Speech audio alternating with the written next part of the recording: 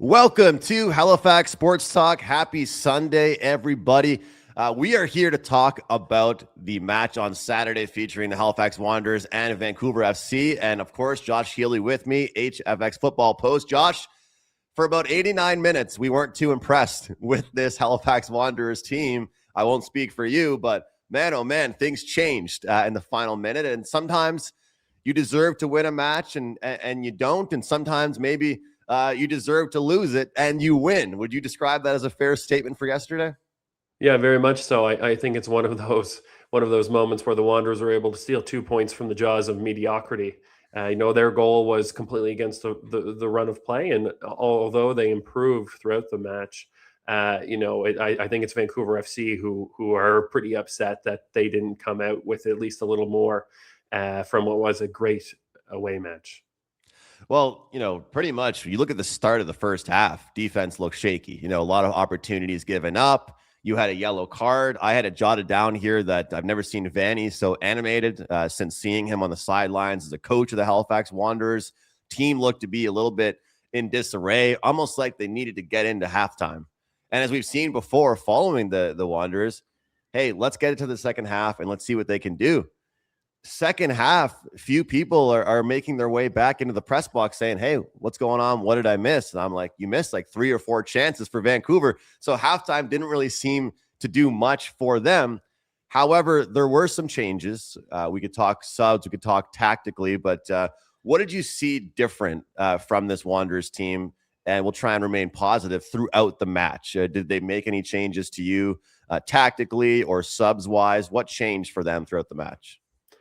Well, it's one of those things where this is one of the rare occasions this season where Vanni Sartini has actually started the same starting 11 as the previous match. It hasn't happened a lot. Obviously, there's been some injuries that the club has contended with, but there's also been a bit of Sartini kind of figuring out the players at his disposal and trying to see players around into form. So, we had the same starting 11 this week as started versus Inter Toronto.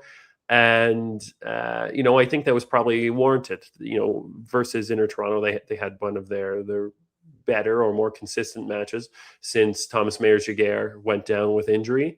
And they seem to have found a little bit of a formula or a basis to kind of build from. So out of possession, they're kind of looking at a 4-4-2, and then in possession, a 4-2-3-1, with things shifting depending on which side the ball is on.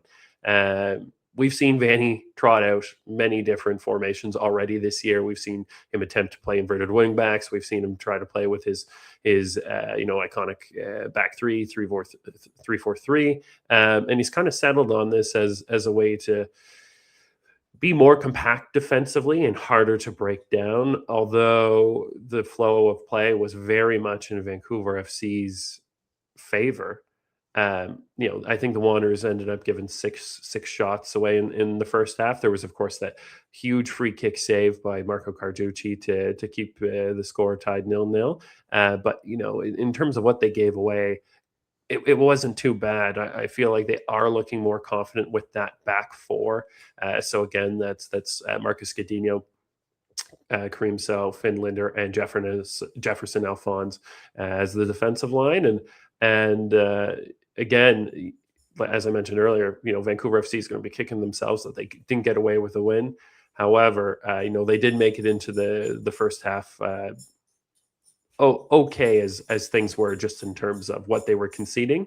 I think, as we've talked about before, Andrew, the big thing is on the offensive side. This is another match where the Wanderers have 0 shots through the first 45 minutes, and of course, that's no way to win a football match. And there were chances. There were chances to let a shot go, and maybe a little bit too much dancing, trying to make that perfect play. But getting back to the defense, you mentioned we see a core of guys there. You mentioned a returning lineup from the previous match, and I will say both Vanni Sartini and Marco Carduchi did give respect to all the defenders for their team, and it's Vanni was kind of laughing in the press room because he pretty much said, "Hey, look, it sounds like an obvious statement here, but there's no accident that the games we've won so far, we got a hell of a performance." And Marco Carduchi with the clean sheet, and of course, with what happened with the red card, which we'll get into, Carduchi had to be the one to come into the media room because Tavio couldn't actually do media until one game suspension is over. So let's talk about that game-winning goal there. I mean, unbelievable class, clinical. They talked about it post-game. Vancouver coaching staff, players, they said in transition, you got to foul. You have to do something to cut off that play. You can't let that play develop. Take us through that game-winning goal. Yeah, well, it's a case where, the Wanderers actually didn't create that much through the first 60 minutes, but when Vanni Sartini brought on his substitutes, it's those substitutes that go on to, of course, win the match for Halifax. For me, the play starts with Cyprian Cacciuelli, who went ahead and was actually able to outmuscle his man on the break, and then just bring Miguel Arria. Arria, of course, makes a fantastic play around the box to hold up for that cutback, and it ends up at the feet of Tavio Ciccarelli, who makes no mistake to win the match for the Wanderers. Of course, in scoring the goal, he also takes off his shirt to celebrate. Things are pretty raucous, and that's where he ends up with that red card, because he had actually already drawn a yellow, despite I think he came in on the 86th minute. So, heck of a cameo for Ciccarelli, where he scores the match winner, gets booted from the game, and ultimately helps his side secure 3 points. I feel bad for him not being able to do media after that. Like, clinical goal. Like, I mean, all three players that are responsible for that, are more than three players responsible for that. But the guy that finishes the play, and we were talking about it, how it felt like the Wanderers grounds, every time there was even remotely a play about to develop, they were making noise. They were desperate for something. And it's so nice to see. And as I talked about, sometimes you win matches you probably were supposed to draw or lose. And sometimes, the opposite happens. So, looking at the challenges we're seeing now in the CPL, I have it marked down here, Josh. 76th minute, we get a Vancouver challenge for a poor tackle. They're challenging for a red. 84th minute, the Wanderers challenge for a handball. Of course, both those unsuccessful. So far in the league, what are you thinking about these challenges? Honestly, I really like it, Andrew. It's one of those things where it's weeding out maybe egregious calls or misses. So it gives the coaches the ability to challenge those, and it's really quick. We were talking in the press box, of course, and one of the things that one of our fellow media members, Derek Simon, mentioned from Down the Pub podcast was it's the same referee who's going to the screen to review the call as made the original call on the pitch, and there's a bit of a difference psychologically there versus VAR. You're having someone from the outside come in and critique, so it almost feels like it's going against the decision of whichever referees on the field. So I like it so far. It's quick. Again, it has weeded out some of maybe the incorrect calls in matches, and I think the trial's gone really well so far. And I think some people are going to say, to your point, that, well, it's going to take a lot for them to overturn their original thought. But I think what people don't understand about referees across all sports is that they want to get the call right. They don't care what the call is for which team. What looks good on a resume for them is just making the right call. So if they get an opportunity to correct a mistake, and soccer is a fast-paced sport, like the fact that they now get the opportunities to go out there. And one thing I have to say that I noticed, Josh, that I was impressed with, and I didn't think I would complain about this ever, but they were really fast, the reviews. Yeah. Like, they went in, they checked it, they look at the monitor, and we're playing football in the next, minute and a half. And I feel like that was a lot of people's worry about these challenges. It was going to take some time, away from the game. 100%. Yeah, that's the big worry. I mean, you only have to watch European football for 10 minutes to kind of feel the pain of sitting for 5 or 6 as something gets looked at, maybe overturned, maybe not, or whatever. And it's become such a discussion in the English Premier League, for example. That, of course, was the big worry with having something come in the CPL. But with the way it operates and how simple the technology is, like I said, it's not a truck with 4 other officials who are analyzing everything, whatever. It's literally just a video screen on the side, which gives the referee the ability to review the play. And I think it's great. Again, I think the fact that it is speedy keeps the flow of the game going. And that's, again, one of the other concerns was, you're going to break up play. People might be using their challenges tactically to interrupt an opposition's attack, especially if you're in the lead and you're trying to kill time. But if it only takes 15 to 20 seconds to do that, then it's pretty minor, a pretty minor intrusion, all things considered. That's a really good point. And if they don't have that disruption of play really tactically, then there's no point in wasting one, so to speak, versus if it took a long time. So great point there. All right. So did get a chance to ask a couple questions to head coach Vanni Sartini. And he made a statement earlier in the press room, talking about how, hey, like I keep on saying, there's games you're going to deserve to win. And he said, quote unquote, this game deserved to be a draw. He came into the media room. This match deserved to be a draw. And I think that may be out of class. That's out of the respect for how long he's been around the game. You treat the game well, the game will treat you well back. And he's almost floating it out there into the universe that, hey, so I asked him, okay, coach, I agree with you. Maybe, I respect what you said, but can you elaborate for me on how important it is maybe to steal a game like this that you probably didn't deserve to win? Let's see what he had to say. Okay, we play well. We play better than Toronto, that was undefeated at that time, and we don't win. You can see the half, the glass half empty, and say, "Oh, we played well." But also you see, it's another time that we play well and we didn't win. So maybe we're gonna miss something. We missed something. We missed the quality in order to win the games. And when the other way around happened. It's like, okay, even though we are not, we didn't do our best performance, the fact that we were like locked in put us in the condition to win, and it's gonna give us hopefully a boost in order to, you were saying before, we're gonna face now two big challenges away, and Forge and Cavalry. So we have the confidence to go there in this very hard field and try now to maybe making something more than we were thinking before. Thank you. Thanks. Yeah. So Josh, he talks about the confidence and how important confidence can be. And that was the big thing. He said, look, we had that matchup against Inter Toronto. We've got some tough ones coming up.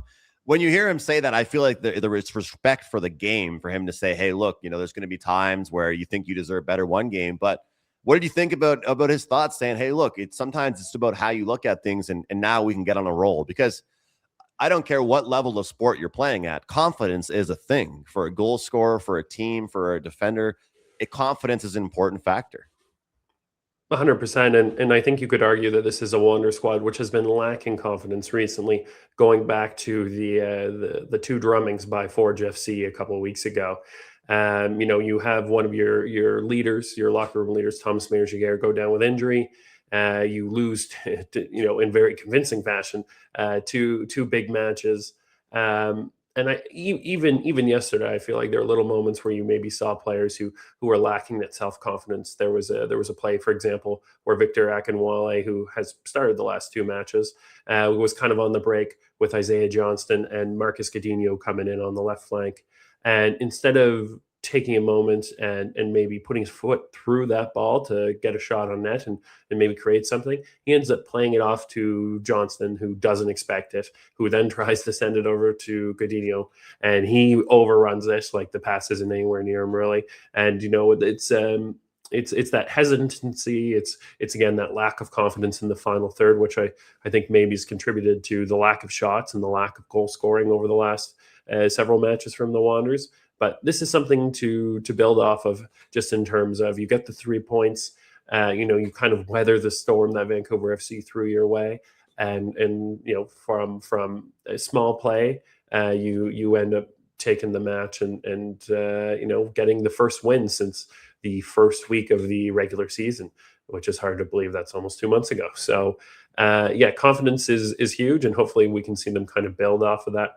Something else to consider as well. You mentioned that both Carduchi and Sartini spoke about the back line. I do feel like the back line has grown in confidence the last few matches. We've seen a lot of different variations. At one point, Kareem Sell was in the middle. You had Linder to the side. he's switching things around, back three, back four. But I do feel like some of the young players are also growing in confidence as well and becoming more familiar with this level.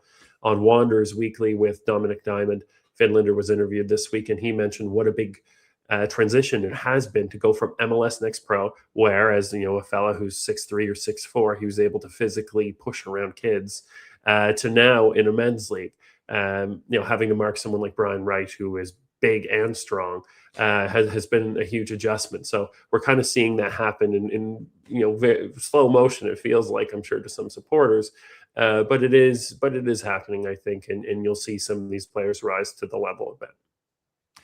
Great stuff. And in the press conference leading up to the match on Friday, I asked Vanni, hey, look, you mentioned before the World Cup kind of is that benchmark for you for development, but right now, how important is it, and what's the fine line of development, growth, and putting points up on the board? And he said to me, hey, look, he pretty much said, Andrew, it's time now. This is the time. So he's like, I know I said that World Cup benchmark, but it's time now. And as you said, Josh, the defenders are playing well. I think we're starting to see that connection a little bit with the strikers up top.